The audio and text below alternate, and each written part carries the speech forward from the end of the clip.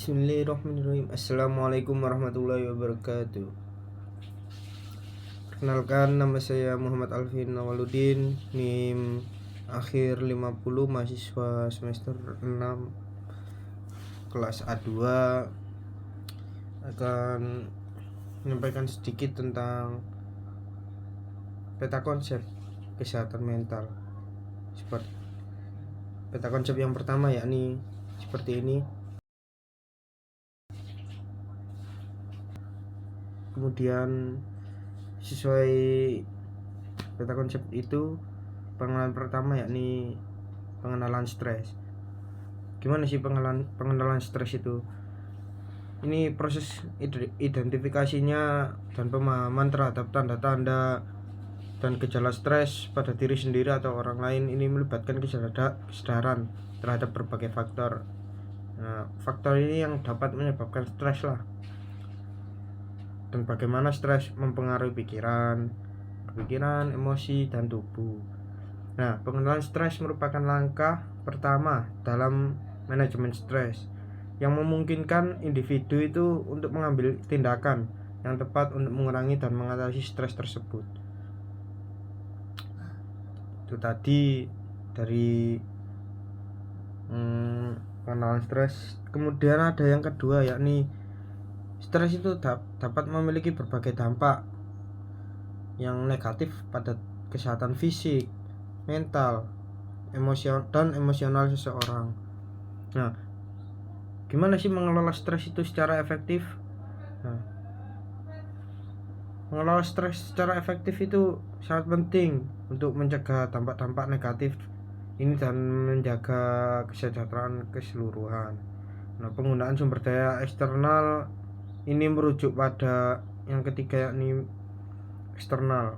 Merujuk pada memanfaatkan dukungan dan layanan di luar diri sendiri untuk mengatasi stres dan masalah kesehatan mental.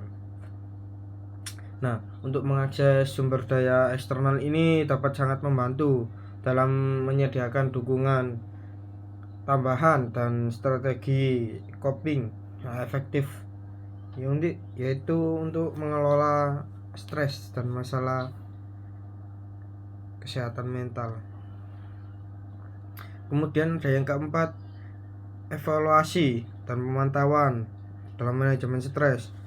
Ya, langkah-langkah penting ini tuh termasuk langkah-langkah penting untuk memastikan bahwa strategi yang diterapkan itu efektif selama pembelajaran dan untuk mengidentifikasi kebutuhan untuk penyesuaian lebih lanjut. Nah, melalui evaluasi dan pemantauan ini, individu dapat dipastikan bahwa mereka menggunakan strategi manajemen stres yang paling efektif dan adaptif terhadap kebutuhan mereka yang berubah. Untuk slide kedua yakni seperti ini.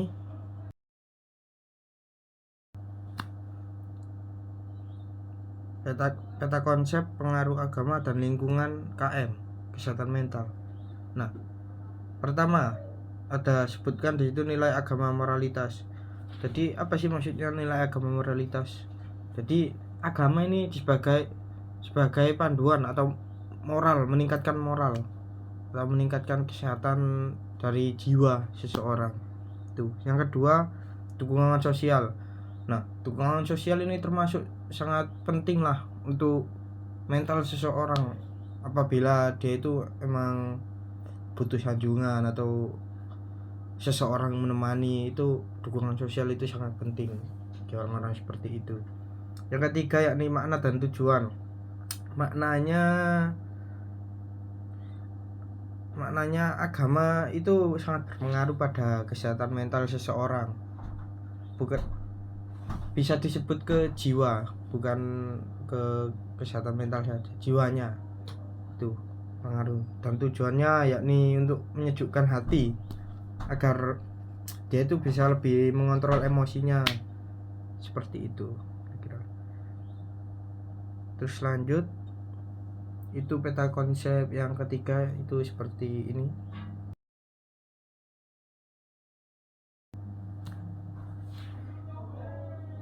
Yang yakni penerapan konseling kesehatan mental yang islami. Pertama ada takwa, sabar, doa, refleksi spiritual. Yang terakhir keseimbangan dan keharmonisan. Yang pertama takwa. Takwa ini penting banget untuk agar ketika kita menerapkan konseling itu lebih mudah, lebih enjoy karena kita sudah takwa. Kemudian sabar dalam menghadapi segala sesuatu yang ada.